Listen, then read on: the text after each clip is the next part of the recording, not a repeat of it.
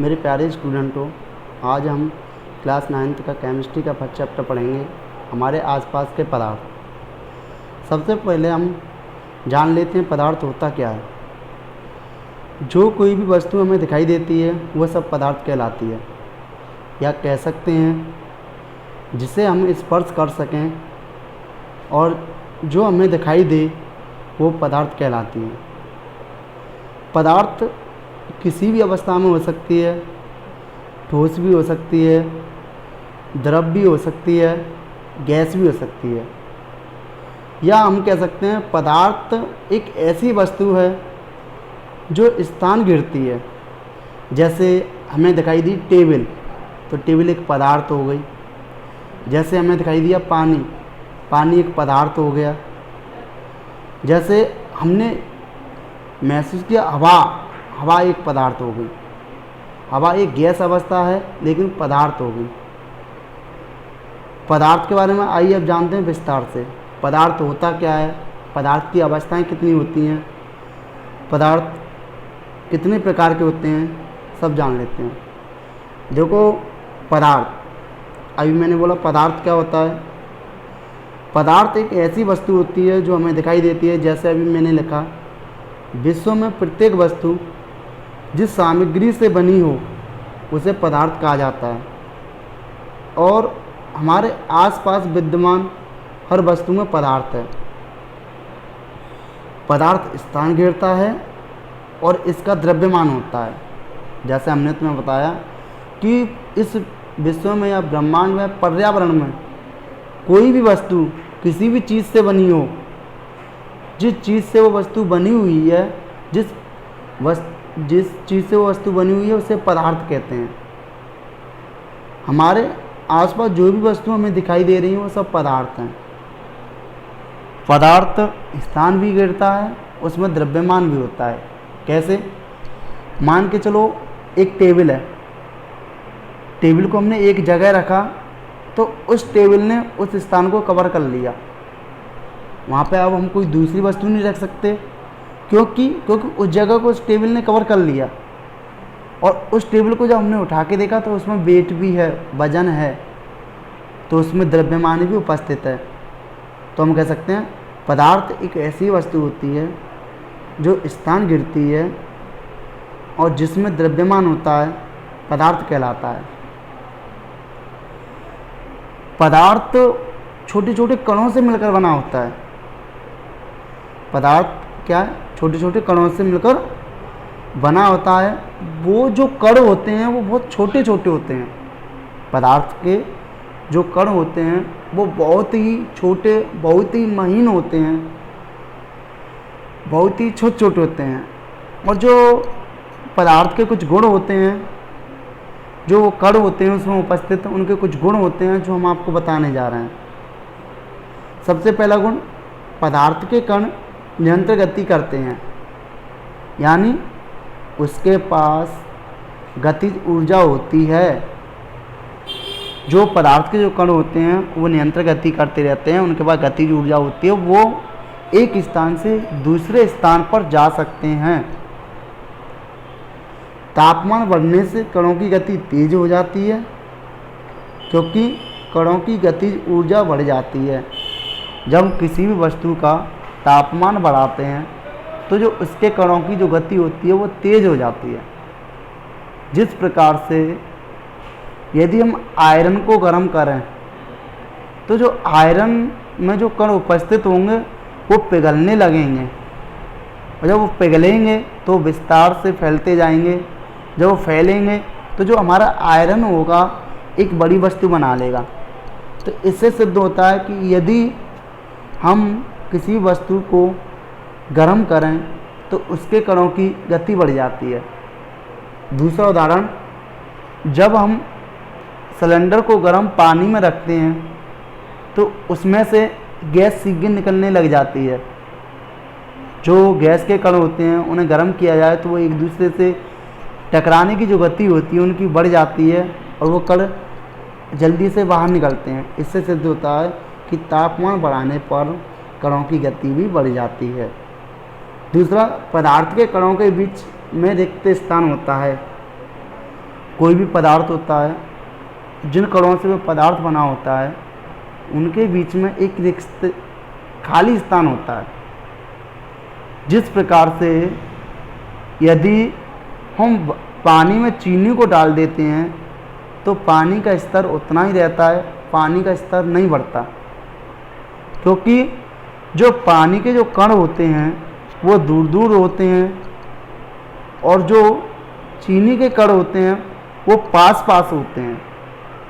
जब वो पास पास होते हैं तो पानी के कणों के बीच में उपस्थित हो जाते हैं, जिससे जो पानी के कण होते हैं वो उन कणों को अपने बीच में ले लेते हैं, जिससे पानी का स्तर नहीं बढ़ता है। या हम कह सकते हैं जब हम चाय, कॉफ़ी या नींबू पानी बनाते हैं तो एक तरह के पदार्थ के कण दूसरे तरह के पदार्थ के कणों के बीच उपस्थित रिक्त स्थानों में समावेशित हो जाते हैं। इससे पता चलता है कि पदार्थ के कणों के बीच पर्याप्त रिक्त स्थान होता है। जैसे हमने अभी बताया कि पानी को जब चीनी में मिलाते हैं, चीनी को पानी में मिलाते हैं तो क्या होता है, जो चीनी के कण होते हैं वो पानी के कणों के बीच में समावेशित हो जाते हैं, जिससे क्या होता है, जो पानी के कण होते हैं वो स्तर होते हैं और जो चीनी के कण होते हैं वो उनके बीच में आ जाते हैं, जिससे उनका स्तर नहीं बढ़ता है। तीसरा, पदार्थ के कण एक दूसरे को आकर्षित करते हैं। कह सकते हैं जो पदार्थ के जो कण होते हैं वो एक दूसरे के बीच में एक फोर्स लगाते हैं, एक बल लगाते हैं, जिस बल के कारण वो एक दूसरे की तरफ खिंचे हुए होते हैं, आकर्षित होते हैं।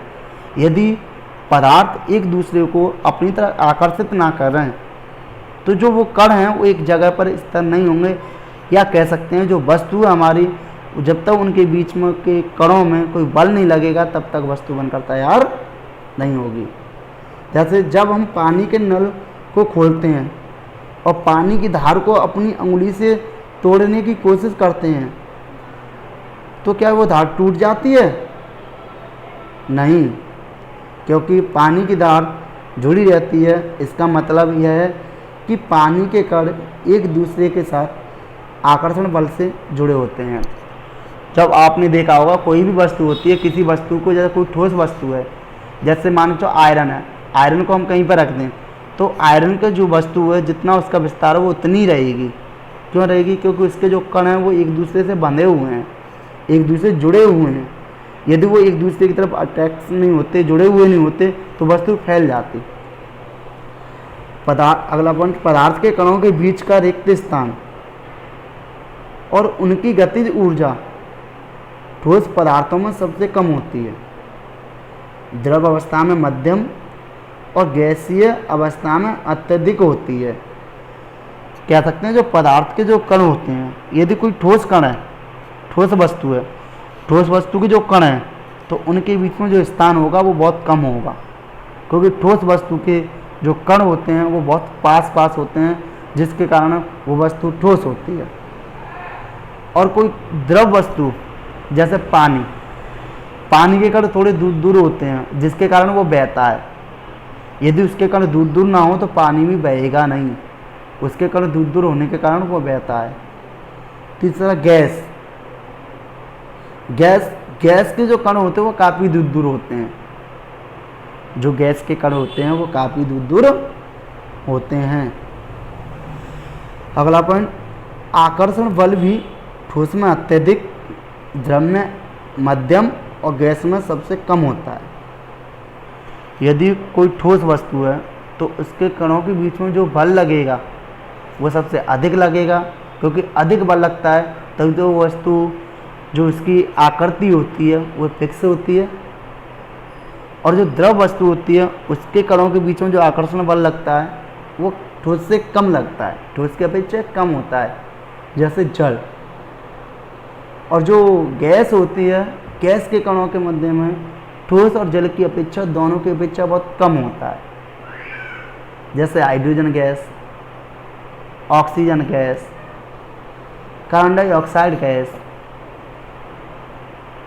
सल्फर गैस, बहुत सारी गैस हैं, सल्फर डाइऑक्साइड, कार्बन मोनोऑक्साइड, जितनी भी गैसें हैं उनके बीच में जो कण होते हैं और जो कणों के बीच में जो बल होता है वो बहुत ही कम लगता है, अट्रैक्शन फोर्स, आकर्षण बल।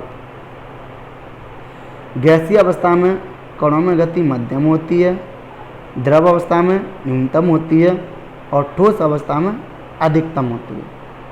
जो ठोस अवस्था होती है उसके कणों की जो गति होती है वो अधिक होती है और जो गैसीय अवस्था होती है उसके कणों में जो गति होती है वो मध्यम होती है। क्या कहते हैं? मध्यम। जैसे हम आपको चित्र के माध्यम से समझा रहे हैं। दो ठोस, हमने देखा ठोस ए, इसके कण देखो कितने पास पास हैं। जो ठोस के कण हैं वो कितने पास पास हैं। तो इससे सिद्ध होता है कि जब ठोस के जो कण होते हैं वो पास पास होते हैं, जो पास पास होते हैं तो उनके बीच में जो अट्रैक्शन फोर्स होता है वो भी बहुत अधिक होता है। दूसरा द्रव, देखो द्रव के कण देखो थोड़ी दूर दूर हैं और जो द्रव के कणों के बीच में देखो रेड स्याही दिखाई दे रही है तुम्हें, इनके बीच में जो अट्रैक्शन फोर्स लगा हुआ है वो कम लगा हुआ है, ठोसों की अपेक्षा कम लगा हुआ है। उसके बाद गैस के देखो कण कितनी दूर दूर हैं और उनके बीच में जो अट्रैक्शन फोर्स लगा हुआ है वो बहुत ही कम है, इसलिए ये इधर उधर जो गति करते हुए दिखाई दे रहे हैं। क्योंकि गैस के कण कभी भी स्थिर नहीं होते, हमेशा वो एक दिशा से दूसरी दिशा में गति करते रहते हैं। जो दूसरा एग्जाम्पल देखो, ठोस के कण कितने पास पास हैं, द्रव देखो और गैस देखो। अब आता है पदार्थ की अवस्थाएं क्या होती हैं। पदार्थ की अवस्थाएं कितनी होती हैं। पदार्थ को दो अवस्थाओं के आधार पर विभाजित किया जाता है। एक होता है भौतिक रूप से और एक होता है रासायनिक रूप से। हम यहाँ पर पढ़ेंगे भौतिक रूप से पदार्थ कितने प्रकार का होता है। भौतिक रूप से पदार्थ 3 प्रकार का होता है। भौतिक रूप से पदार्थ की जो अवस्थाएं होती हैं वो 3 अवस्थाएं होती हैं। नंबर 1 ठोस अवस्था, नंबर 2 द्रव अवस्था और नंबर 3 गैसीय अवस्था। इन तीनों अवस्थाएं से मिलकर मानव शरीर बना होता है, या हम कह सकते हैं मानव शरीर को 3 अवस्थाओं में विभाजित किया जाता है। जैसे मनुष्य की हड्डियां और दांत वो ठोस अवस्था होती हैं। मनुष्य का ब्लड और मनुष्य में उपस्थित जल वो द्रव अवस्था में होती है। और मनुष्य के फेफड़ों के द्वारा ली गई गैस, जो गैस हम ग्रहण करते हैं, जो गैस हम लेते हैं, वो गैसीय अवस्था होती है।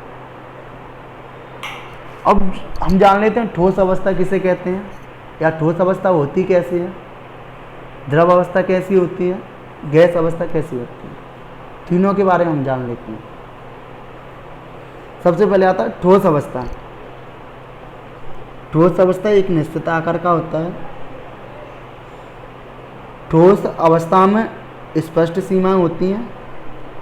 हम जो ठोस अवस्था होती है, जो ठोस वस्तुएं होती हैं, उनका जो आकार होता है वो निश्चित होता है। जैसे डस्टर, या जैसे कोई छड़, आयरन की कोई छड़, और जो आयरन की छड़ होगी उसको हम कहीं पे भी ले जाए वो एक जैसी रहेगी। ये तो नहीं है कि वो बढ़ जाए या उसका आकार बढ़ जाए या उसका आकार चेंज हो जाए, नहीं। आयरन की छड़ हो गई, ये सारी चीज़ें ठोस अवस्था में आती हैं। और जो ठोस अवस्था होती हैं, जैसे निश्चित स्थिर आयतन होता है, इनका जो आयतन होता है वो भी फिक्स होता है। कैसे? जैसे हम कोई भी वस्तु लेकर आए, सपोज करो ईंट है।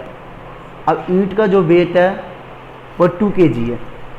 अब जब ईंट का वेट 2 kg हो गया, उस ईंट को हम कहीं भी जाके ले जाएं या कहीं भी वेट करें, उसका बार बार वेट करें, तो उसका जो वेट है वो फिक्स रहेगा। ऐसा तो नहीं है यहाँ पर 2 kg हुआ, कहीं और ले गए वहाँ पर 4 kg हो जाए, नहीं। उसका जो वेट है वो फिक्स हो गया, वो 2 kg हो गया। तो हम कह सकते हैं कि जो ठोस होती है, जो इसका द्रव्यमान होता है वो फिक्स होता है। और ये जो ठोस होते हैं ये दृढ़ होते हैं। दृढ़ मतलब मजबूत। ठोसों को तुम तोड़ने की कोशिश करो तो वो टूट तो जाएंगे, लेकिन हमें फोर्स बहुत अधिक लगाना पड़ेगा। इसलिए जो ठोस होते हैं वो कैसे होते हैं, मजबूत होते हैं, वो दृढ़ होते हैं। यहाँ पे मैंने उदाहरण दे रखे हैं, बहुत सारे उदाहरण हैं। जैसे बल लगाने से रबड़ बैंड का आकार बदल जाता है, लेकिन बल हटा लेने से वो पुनः अपने मूल आकार में आ जाता है। अगर अत्यधिक बल लगाया जाए तो रबड़ बैंड टूट जाता है। जैसे आपने देखा होगा एक रबड़ बैंड का मतलब क्या हुआ, जैसे आपने देखा होगा कोई वाहन देखा होगा, मोटरसाइकिल देखी, मोटरसाइकिल में आपने शॉकर देखे, शॉकर किसके होते हैं, आयरन के होते हैं, ठोस अवस्था होती है। अब जब व्यक्ति बाइक पर बैठता है तो उन शॉकर होते हैं उन पर प्रेशर लगता है, दबाव का प्रेशर। जब वो दबाव का प्रेशर लगता है तो वो शॉकर क्या होते हैं, एक छोटी आकृति में आ जाते हैं। कह सकते हैं कि वो सिकुड़ जाते हैं। जब उन्हें प्रेशर लगता है तो क्या होते हैं, सिकुड़ जाते हैं। और जैसे कि व्यक्ति अलग हटा बाइक से, वो अपनी पुनः अवस्था में आ जाते हैं। जैसे स्प्रिंग, जो पेन की स्प्रिंग होती है, यदि उस स्प्रिंग को हम खींचें तो जो स्प्रिंग, जो रबड़ बैंड है, उसको हम खींचेंगे, जब उस पर हम फोर्स लगाएंगे तो आसानी से खिंच जाएगी, फोर्स लगाना पड़ेगा। लेकिन जैसे हम उसको छोड़ेंगे वो पुनः अपनी अवस्था में आ जाएगी। और यदि हम उस पर अधिक बल लगा दें, क्या कर दें, अधिक बल लगा दें, तो वो क्या होगी, टूट जाएगी। क्या हो जाएगी, टूट जाएगी। दूसरा पॉइंट, ठोस पदार्थों में कणों की गतिज ऊर्जा न्यूनतम होती है, इसलिए ठोस पदार्थों का एक निश्चित और दृढ़ आकार होता है। जो ठोस पदार्थ होते हैं उनमें जो गतिज ऊर्जा होती है वो न्यूनतम होती है। तीसरा पॉइंट, शर्करा और नमक। शर्करा क्या होती है, चीनी होती है। नमक देखा ही होगा आपने, जिस बर्तन में रखे जाते हैं उसी बर्तन का आकार ले लेते हैं, लेकिन ये ठोस पदार्थ हैं क्योंकि क्रिस्टल का आकार वही रहता है। जैसा भी हमने आपको बताया कि जो ठोस वस्तुएं होती हैं उनका आकार फिक्स होता है, लेकिन आपने देखा चीनी और नमक, हम उनको किसी बर्तन में रखते हैं तो उसकी आकृति ले लेते हैं। अब आप कहोगे तो वो ठोस कैसे हो गए, क्योंकि ठोस तो कभी आकृति लेती नहीं किसी बर्तन की। लेकिन नहीं, वो ठोस हैं। वो ठोस कैसे, क्रिस्टलीय रूप में, छोटे छोटे कणों के रूप में वो ठोस हैं। जब वो कणों के रूप में ठोस हैं तो इसलिए वो दूसरी की आकृति ले लेते हैं, इसलिए वो भी ठोस होते हैं। अगला पॉइंट, हाथ से दबाकर स्पंज को काफ़ी हद तक संपीड़ित कर सकते हैं, लेकिन फिर भी ये ठोस है। कारण यह है कि स्पंज के छिद्रों में हवा भरी होती है, दबाने से हवा बाहर निकल जाती है। अब जैसे स्पंज, अब आप स्पंज को दबाओ, जब स्पंज को दबाते हैं, उस पर प्रेशर लगाते हैं तो वो दब जाता है। और हमने बताया कि ठोस क्या होता है, ठोस का जो आकार है वो फिक्स रहता है। अब आप कहोगे वो ठोस दब कैसे गया, नहीं, वो स्पंज ठोस है क्योंकि जो स्पंज होता है, स्पंज के बीच में एक रिक्त स्थान होता है, उन रिक्त स्थानों में एयर भरी होती है, हवा भरी होती है। जब वो हवा भरी होती है तो उस हवा, जब दबाते हैं स्पंज को, तो स्पंज दबाने से वो हवा उन कणों से निकल जाती है, उस जगह से निकल जाती है। जब हवा उस जगह से निकल जाती है तो स्पंज दब जाता है। जब स्पंज दब जाता है तो क्या होता है, वो हमें लगता है कि इसका आकार चेंज हो गया, लेकिन नहीं, जो स्पंज जिस छोटे छोटे कणों से मिलकर बना होता है वो कभी नहीं दबते हैं। ओनली उसमें से हवा निकल जाती है तो वही दबता है। ओके, उसके बाद आता है द्रव अवस्था। अभी हमने ठोस के बारे में जाना, ठोस क्या होता है। अब आता है द्रव अवस्था। द्रव अवस्था क्या होती है, या द्रव कहते किसे हैं। अब देखो, द्रव अवस्था, द्रव तरल होते हैं, उन्हें भाव होता है। जो द्रव होते हैं वो कैसे होते हैं, तरल। तरल मतलब कह सकते हैं वो बह सकते हैं, एक लिक्विड अवस्था में होते हैं द्रव। जैसे पानी को तुम एक स्थान पर रख दो, और उस पानी को किसी मेज पर तुम रखो, जब तक वो बोतल में रखा है तब तो एक ही जगह पर रहेगा, लेकिन बोतल में से उस पानी को निकालो, मेज पर डाल दो, तो क्या वो मेज के जब तुम एक कोने पर उसे डालोगे तो वो धीमे धीमे दूसरे कोने पर पहुंच जाएगा। इससे क्या होता है, द्रव बहता है। इससे सिद्ध होता है कि द्रव में भाव होता है। दूसरा, द्रव का कोई स्तर आकार नहीं होता, वे बर्तन का आकार ले लेते हैं। अब जो द्रव होता है उसका जो आकार होता है वो भी स्तर नहीं होता। वो कैसे? जैसे हमने जल लिया, जल को हमने बोतल में भर लिया, जब हम उसको बोतल में भर लेंगे तो वो बोतल का आकार ले लेगा। अब उसको हमने क्या किया, एक फर्श पर डाल दिया, जब हम उसको फर्श पर डाल देंगे तो फर्श का आकार ले लेगा। कह सकते हैं कि द्रव जो होते हैं उन्हें जिस जगह पर रखा जाता है या जिस बर्तन में रखा जाता है वो उसी की आकृति ग्रहण कर लेते हैं। उन्हें किसी फर्श पर रखोगे तो फर्श की आकृति ग्रहण करेंगे, किसी द्रव में रखोगे, किसी बर्तन में रखोगे तो बर्तन की आकृति ग्रहण कर लेंगे, किसी बोतल में रखोगे तो बोतल की आकृति ग्रहण कर लेंगे। जहाँ कहीं भी द्रव को रखोगे वो उसी की आकृति ग्रहण कर लेंगे। तीसरा पॉइंट, द्रव का निश्चित आयतन होता है, और जो द्रव का जो आयतन होता है वो निश्चित होता है। कैसे? जैसे हमने 2 kg वाटर लिया और उसको बोतल में हमने रख दिया तो उसने बोतल की आकृति ग्रहण कर ली, लेकिन वेट तो उसका 2 kg ही रहा नहीं रहा कि वेट बढ़ गया बोतल में करने से, नहीं ना। अब उसी बोतल के पानी को हमने क्या किया, किसी फर्श पर डाल दिया और उसने फर्श का आकार ही तो ले लिया, वेट तो उसका 2 kg रहा, क्या बढ़ गया? नहीं।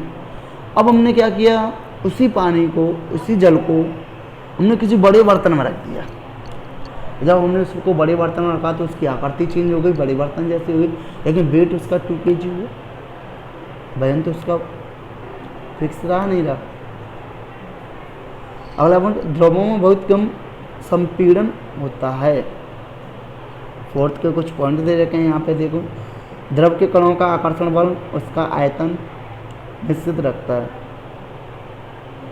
जो द्रव जो होता है उसके कणों में जो आकर्षण बल लगता है, जो द्रव होता है उसके कणों के बीच में जो आकर्षण बल लगता है वो क्या करता है, उसका जो आयतन है उसको निश्चित रखता है, उसको फिक्स रखता है। क्या रखता है? फिक्स रखता है। अगर हम द्रव जिस बर्तन में रखे जाते हैं वो उसी बर्तन का आकार ले लेते हैं। अभी हमने आपको बताया कि द्रव को किसी भी बर्तन में हम रखते हैं वो उसी की आकृति ग्रहण कर लेते हैं। जैसे बोतल में रखा, बोतल की आकृति ले ली, फर्श पर रखा, फर्श की आकृति ले ली, ठीक है। कहीं भी रखेंगे वो उसी की आकृति ले लेंगे। उसके बाद गैसें जैसे ऑक्सीजन और कार्बन डाइऑक्साइड पानी में विसरण करते हैं, और यही जलीय पौधे व जीव पानी में घुली ऑक्सीजन के कारण ही पानी में सांस ले पाते हैं। जैसे ऑक्सीजन हो, अब जैसे जल में मछलियाँ रहती हैं, मछलियाँ कौन सी गैस लेती हैं? ऑक्सीजन लेती हैं। वो ऑक्सीजन कैसे लेती हैं? भाई पानी से लेती है ना, तो इससे सिद्ध होता है कि पानी में ऑक्सीजन गैस होती है। अगर पानी में ऑक्सीजन गैस नहीं होती तो वो मछली कहाँ से लेती? तो क्या होता है कि पानी में जो ऑक्सीजन गैस होती है उसमें उपस्थित होती है, जिसके कारण मछलियाँ सांस लेती हैं।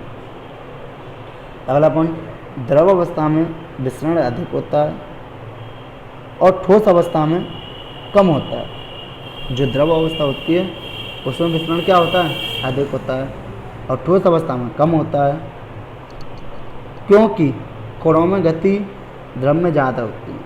कणों में गति द्रव में ज़्यादा होती है और ठोस में कणों की गति कम होती है। जो ठोस होते हैं उसके जो कणों की गति होती है वो क्या होती है? कम होती है। जब गति कम होगी तो सीधी सी बात है जो उसमें विसरण की दर होगी वो क्या होगी?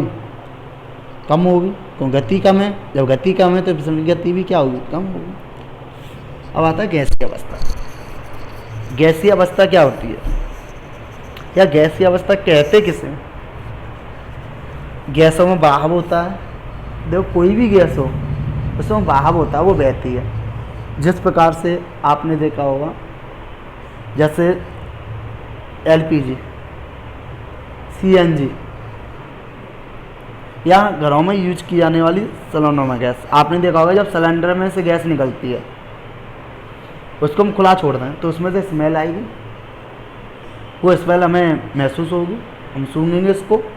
हम तभी तो इसको सूंघेंगे जब वो हमारे पास तक आ रही है। जब वो हमारे पास तक आ रही है तो उससे क्या सिद्ध होता है कि जो गैस होती है उसमें बहाव होता है। अगर गैसों में बहाव नहीं होता तो जो सिलेंडर से निकलने वाली जो गैस होती है वो हमारे पास तक नहीं आ पाती। या कह सकते हैं यदि गैस में भाप नहीं होता तो जब हम खाना पकाते हैं तो नली के माध्यम से जो गैस आती है वो गैस नहीं आ पाती। दूसरा, गैसों में संपीड़न अधिक होता है। गैसों में कोई निश्चित सीमाएं नहीं होती। जो गैस होती हैं उनकी निश्चित सीमाएं नहीं होती।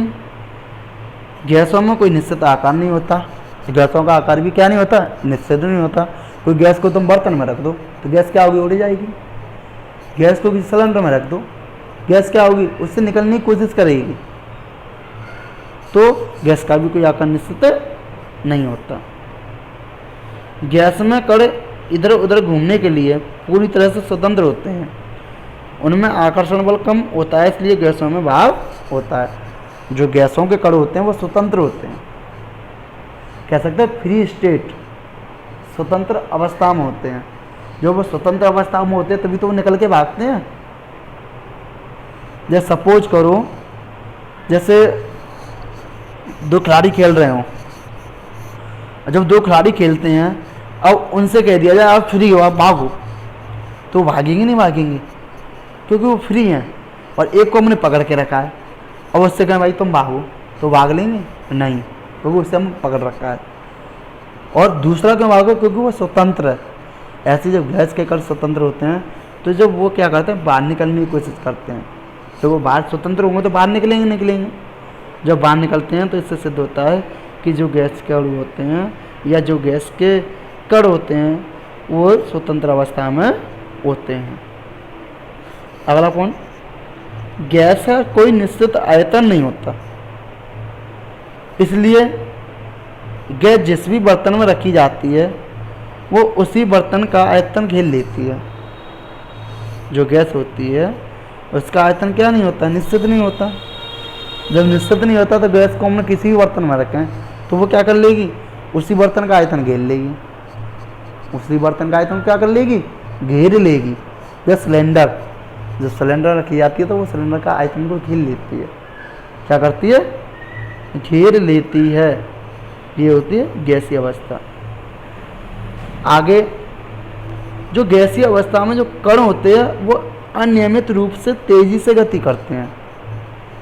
इसी कारण कण आपस में और बर्तन की दीवार से टकराते हैं। बर्तन की दीवार पर गैस कणों द्वारा प्रति इकाई क्षेत्रफल पर लगे बल के कारण गैस का दबाव बनता है। जो गैस के जो कण होते हैं वो अनियमित रूप से गति करते हैं। क्या करते हैं, अनियमित रूप से गति करते हैं। जब अनियमित रूप से गति करते हैं तो गैस के जो कण होते हैं कभी इधर कभी इधर कभी इधर, जैसे ब्राउनी गति। ब्राउनी गति क्या होती है कि ब्राउनी गति जब कणों के द्वारा टेढ़ी मेढ़ी दिशा में गति की जाती है उसे ब्राउनी गति कहते हैं। तो ऐसे जो गैस के कण होते हैं वो भी ब्राउनी गति करते हैं, उनकी दिशा फिक्स नहीं होती। जिस प्रकार से आपको एक एग्जाम्पल देते हैं, हम एक कमरे में सो रहे हों और उस कमरों में क्या है, एक छोटा सा जंगला हो या जगह हो और उसमें से धूप आ रही हो। उस धूप को तुम गौर से देखना, उसमें तुम्हें छोटे छोटे कण दिखाई देंगे। जो कण मिट्टी के होते हैं वो कण तुम्हें दिखाई देंगे। तो वो कण क्या करेंगे, गति करेंगे। वो कण क्या करेंगे, गति करेंगे, इधर से उधर, कभी इधर जा कभी उधर जा, ऐसे करके वो क्या करेंगे, गति करेंगे। जब कण गति करेंगे एक दिशा दूसरी दिशा में जाएंगे तो वो क्या होगी, अनियमित रूप से उन कणों की गति है, क्योंकि वो कण एक दिशा में कभी गति नहीं करते। वो कण हमें इधर से उधर आते जाते हुए दिखाई देते हैं। यदि वो एक दिशा में गति कर रहे होते तो वो सीधे ऊपर से नीचे आते नहीं आते, एक दिशा में सारे कण आते नहीं आते, लेकिन वो कण ऐसा नहीं करते हैं। इसी प्रकार गैस के कण भी कभी भी एक दिशा में गति नहीं करते, वो इधर से उधर गति करते हैं। अब आते हैं पदार्थ की अवस्थाओं में परिवर्तन। और जो पदार्थ की अवस्थाएं होती हैं उसमें परिवर्तन होता है। अब परिवर्तन कैसे होता है? जैसे जल, अब जल की कितनी अवस्था होती हैं? जल की 3 अवस्थाएं होती हैं। कितनी अवस्था होती हैं? 3। कौन कौन सी? ठोस, द्रव और गैस। अब कैसे? जैसे जल है, जल को हमने क्या किया? ठंडा करने के लिए रख दिया। जब हम उसको ठंडा करेंगे तो बर्फ़ बनेगी, बनेगी नहीं बनेगी? और जब वो बर्फ़ बनेगी तो कौन सी अवस्था होगी? ठोस अवस्था होगी। जब जल से बर्फ़ बनेगी तो कौन सी अवस्था हो गई? ठोस अवस्था। अब क्या होता है? हमने उस बर्फ़ को गर्म टेम्परेचर में रख दिया तो जो धीमे धीमे वो बर्फ़ पिघलेगी, और जब वो पिघलेगी तो कैसी अवस्था में आ जाएगी? द्रव अवस्था में आ जाएगी। पहले क्या हुआ? जल ठोस अवस्था हो गया, फिर क्या हुआ? द्रव अवस्था में हो गया। अब उसको हमने और ज़्यादा टेम्परेचर दिया। जब उसको हम और ज़्यादा टेम्परेचर देंगे तो जल क्या है? धीमे धीमे गर्म होगा, और गर्म होने के बाद एक स्थिति ऐसी आएगी तो गर्म होने के बाद भाप बनकर उड़ने लग जाएगा। जब वो भाप बनकर उड़ेगा तो वहाँ पर जो जल की स्थिति होगी वो गैसीय स्थिति होगी। क्या होगी? गैसीय स्थिति। जैसे हमने बताया, गर्म करने पर बर्फ़ पानी में परिवर्तित हो जाता है और पानी वाष्प में परिवर्तित हो जाता है। पदार्थ की भौतिक अवस्था को 2 तरीकों से परिवर्तित किया जा सकता है, और पदार्थ की अवस्थाओं को 2 तरीक़ों से परिवर्तित किया जा सकता है। ये हम आपको बताएंगे अगले पार्ट में, पार्ट 2।